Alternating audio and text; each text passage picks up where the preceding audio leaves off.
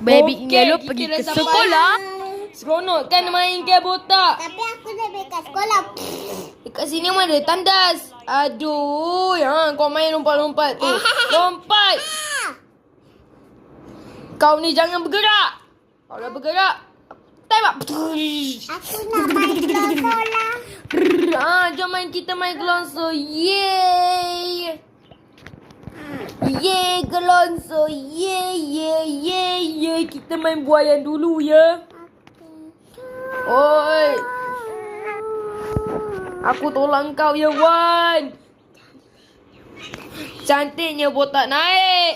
Lompat lagi. Pusing. Alamak, botak jatuh. Maaf. Aku main gelonso dulu lah. Wih. Kau ni dah kenapa? Gerang.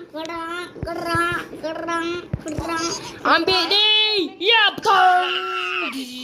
Aku nak main tu. Botak boleh jalan. It's so cute. Botak jalan, botak. Sini dekat papa. Sini. Comel apa muka kau tu? Tak comel. Kau pergi keluar sekarang. Ini mainan kau ni. Kau dah besar. Kau tak main dengan mainan. Aku nak main kereta tajam lah. Kau diam.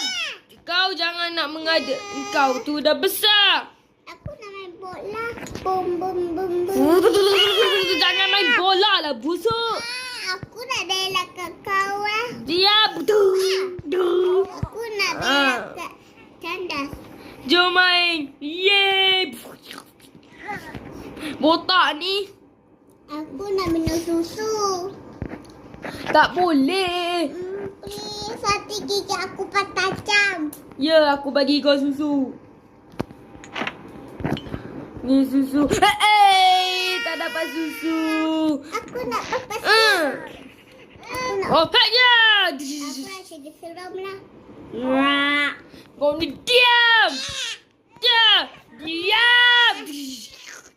Rasakan ni. Diam.